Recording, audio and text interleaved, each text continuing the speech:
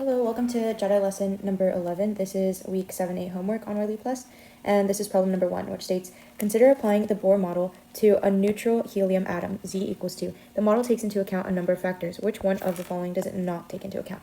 So this is also a conceptual question, so I do want to draw an image for us to follow. The first one is going to represent the Bohr model, and then the second one we have the neutral helium. Okay, so using the Bohr model, we have the nucleus here, which has a positive 2 charge. And then we have this outer circle too, the shell. And the electron is just circling around the shell. But we have this attraction going on between the nucleus and the electron as it is circulating around the shell. Then we also have the neutral helium model, which is going to be a little bit different. So we have the nucleus here, also positive 2, and then we have its shell.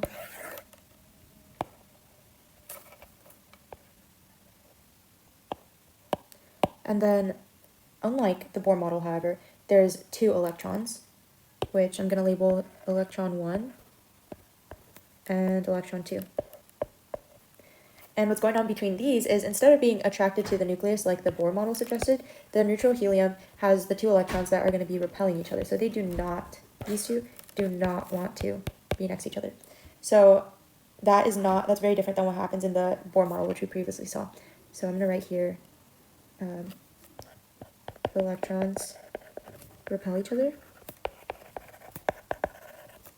And then for reference, this is attraction here. Okay. So one thing that we can see, there's not really many equations, I guess, that we need for this problem. I guess one thing that we could define is the Z. Right here we have Z equals 2. And Z is the atomic number. It's dimensionless, so there's no units. And then I guess another thing could be the elementary charge magnitude, which is 1.602 times 10 to the negative 19th C, measured in coulombs. I don't think there's really much that we need to define in this, just because it's more of a conceptual problem. If it was a math-related problem, then there would be other equations that we needed to solve this, and then we could go ahead and define those terms. But to explain what's going on here, since the Bohr model I mentioned earlier has only the attraction between the electron and the nucleus, and the neutral helium model has the 2 electrons and they repel each other, then we know that the model can adjust to having 2 electrons. However, it will completely ignore the fact that these 2 electrons are going to repel each other. So that's what it doesn't take into account, is the repulsion between those 2 electrons. And we can go ahead and check if that's what we selected for our answer. All right, now we can move on to the second problem of this homework, which states, according to the Bohr model, what determines the shortest wavelength in a given series of wavelengths emitted by an atom? So the wavelengths that are emitted during the electron transitions are represented by this formula here, which is the Bohr model. So we have 1 over lambda equals r times z squared over 1 n squared f minus 1 n squared I. And then the shortest wavelength has to be represented by this, which is 1 over lambda. This is the shortest wavelength, so I'm going to do s equals r times z squared over 1 n squared f minus 1 infinity squared equals r times z squared n2 f. And I realize I should probably draw the image that I'm referencing, which can start off by having our nucleus.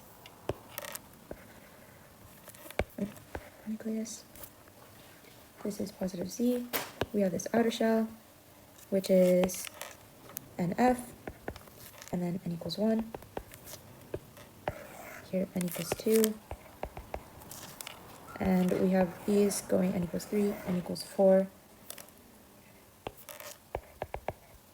equals 4, and then we have our ni equals infinity. That is going to drop all the way down here. And so then we're going to find out this energy drop, okay? So that's what's represented by this equation. And then some of the definitions here for these variables I'll write on the side. So we have lambda, which is the wavelength of the emitted photon, and it's measured in meters. R is the Rydberg constant, which is 1.097 times 10 to the 7th meters, and it's, or inverse meters, and it's measured by inverse meters. Z is the atomic number, or the number of protons, and it has no units. And F is the principal quantum number, and it's dimensionless. And Ni, it's the principal quantum number, this is, sorry, the final, so lower energy level. So this is the number of the initial or the higher energy level. Also dimensionless. And then now that we've defined these variables, then we can go ahead and explain what's going on here. So in terms of light emission, when the electron is falling from the higher orbit, so Ni, to the lower orbit, which I drew by these dashes here, which is Nf, then it's losing a lot of the energy by emitting a photon of light. And so then in terms of energy to wavelength, then the energy, or delta E, and the wavelength, which is our lambda, will have an inverse relationship, which is also represented by this formula here. And so the largest amount of energy drop will create the shortest wavelength. And since we know that, then the value of Nf is the variable that determines the shortest wavelength for this whole series here.